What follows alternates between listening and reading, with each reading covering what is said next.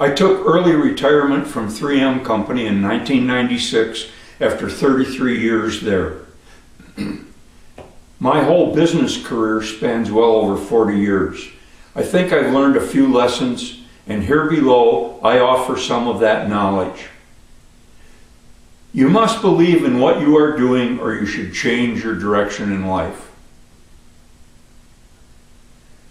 Once you do believe in what you are doing, all you have to do is to obtain the skills needed to perform on behalf of your personal beliefs. Then you cannot fail as you implement those skills. So, learn how to solve problems. Here you will learn to, first, successfully diagnose problems, second, figure out what to do about them, and then, third, present your solutions effectively. In my view, here are the steps that I recommend for becoming a problem solver. 1. First, get you ready for the task. Second, learn to define and solve problems. Third, learn how to make high-quality decisions. And fourth, learn how to convince people to do what you want them to do. Number 1, get you ready for the task. Where do you want to go? What do you want to be? Take a personal development course as soon as you can. Get a copy of the book, Even Eagles Need a Push, copyright 1990 by David McNally, a Dell trade publication. It is based upon the idea that even the majestic eagle needs to be pushed out of its nest before it can begin to fly or succeed. The book is a self-study course in itself. If you'd prefer a seminar setting, one used to be available through Management Dimensions in Minneapolis, Minnesota. Next, develop a philosophy of continuous improvement and the value of the human being. You need a basic track to run on in the problem-solving world. Try on W. Edwards Deming's philosophy by reading his book Out of the Crisis, copyright 1982 and 1986, MIT Press. People need to be able to understand where you are coming from. If his ideas fit you, this book will become an important resource for you. Next, learn the concepts of transactional analysis.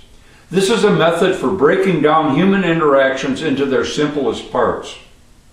A good understanding of these principles will help you to understand why certain kinds of responses occur and how to stop or start, if you want to, arguments. A structural diagram of personal interactions is developed.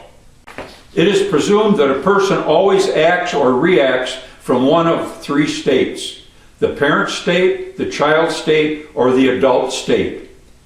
The reasons for these beliefs are developed using simple diagrams in these various books. These concepts will stay with you and remain useful to you for the rest of your life. And here are 3 of the books. I'm Okay, You're Okay by Thomas A. Harris, copyright 1967, Harper & Row. Born to Win, James and John Ward, copyright 1971, Addison Wesley Publishing Company. And Games People Play by Dr. Eric Byrne, MD, copyright 1964, Random House.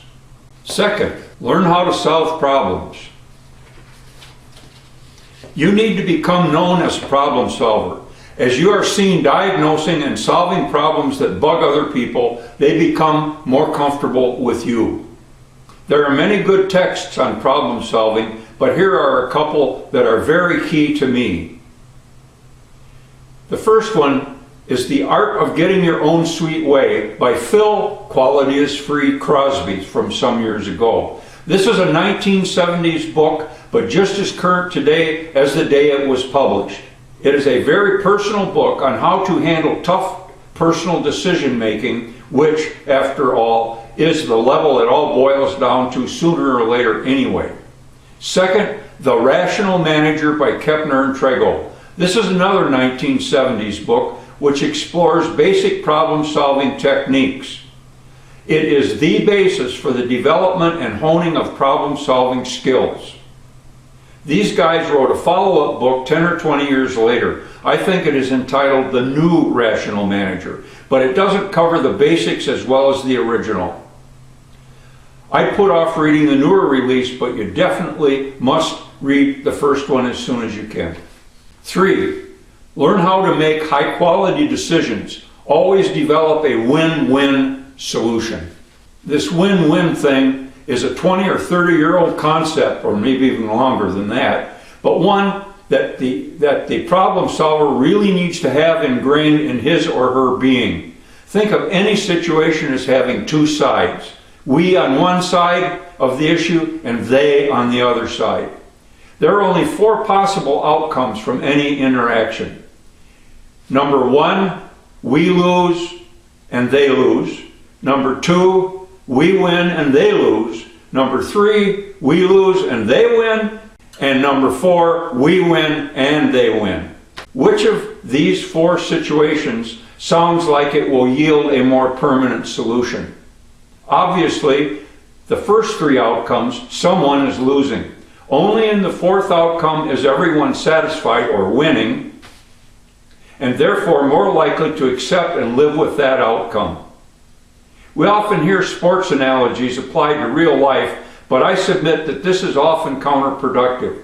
In many real cases, there does not have to be a loser at all. I suggest that you never even think of putting forth a solution that is less than win-win. This win-win approach will always be noticed by the people for whom you labor. They may doubt the quality of a solution you put forth from time to time, but they will never doubt your sincerity, no matter what. Next, locate the hidden agenda. As you know, many people talk as though they are on one side of an issue, but later on you find out that they didn't mean what they said. To be a successful problem solver, you need to be able to figure out what people are really after. Read the book Winning Through Intimidation, copyright 1974 by Robert J. Ringer, a Fawcett book. I know the title sounds awful, but I think this book teaches one how to identify the hidden agenda and how to profit from the knowledge. It uses real live examples from the author's experiences in the real estate world, by the way. Next, become an enabler. Put yourself in a position to constantly help other people to get their work done, and done more productively.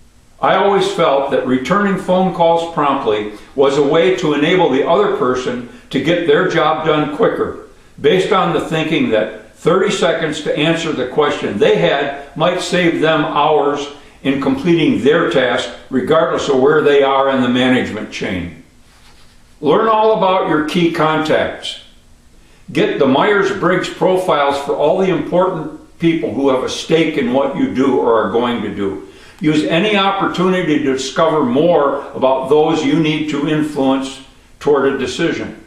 Think back to any time when you were embarrassed by not being able to sell something in a presentation setting. Can you trace your failure back to a lack of insight into the mind of 1 or 2 of the principal stakeholders in the decision process? Boy, I sure can. There is always at least one person who can tell you after the fact the little details that could have made the difference. Digging out later is always harder than digging up beforehand. Next, always know more than you need to know. I know this is a tough comment to make in these days of too much to do and too little time, but whenever you need to get involved in a new subject, take some time to learn more than just the minimum requirements. Practice a little what if on yourself to suggest the depth that you need to go to if various scenarios where you were on the hot seat did occur. I have heard that lawyers never ask a question unless they already know what the answer is. In other words, they never want to be tripped up in front of an audience. Even if the situation is relatively unimportant, it detracts from the trust you have worked so hard to build. For sure, know enough that you never make something up. If you don't know, simply say so and tell the questioner that you will get back to them later.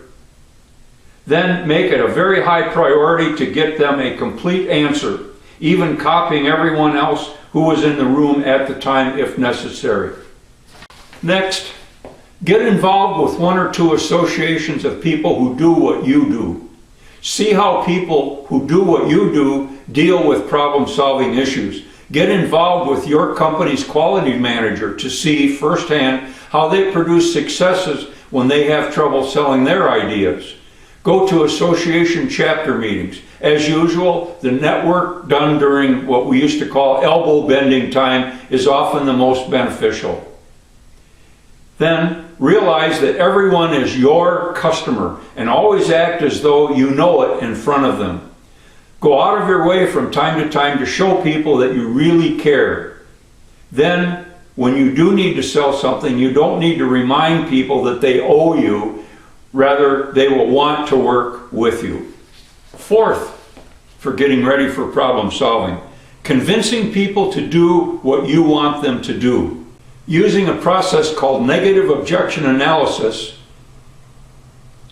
and the magic formula that you can find on my webpage, and I'll link to that in the description. Build your case. Understanding and using negative objection analysis is vital in convincing other people to do things. The course, Oral Presentations to Management, which used to be presented by Dr. Roger Mosvik of McAllister, details this process. I don't know if it's still available or not. I think maybe his daughter took over from him when he retired. It is the process for always knowing what the stakeholders in any situation need and want in order to behave as you want them to. Essentially, you need to write down at least 20 objections that your audience could make to the proposal you are trying to sell them. Then you rank these objections and solve the most important ones, building those solutions into the front end of your presentation. This often means developing a dossier of the stakeholders so you know how they think. The kind of convincing or selling that you will be doing will often occur in a presentation setting. The workbook handed out with the above-mentioned course contains a 2-page magic formula. Again, I'll link it in the description, for developing and delivering presentations. This is the most powerful tool I have ever found. If you use this tool as it is laid out there, you will prevail. Summing up, that's it in a nutshell. Start now and keep at it for the rest of your life. The final note, again, you have to believe in what you are doing. My own test for the quality of what I have done is to look back later to see if I have been believing in the right things. If so, then I feel I have the right and the mandate to continue along the same path, making minor or major adjustments so that I can continue to feel excited about what I am doing. Thank you for watching.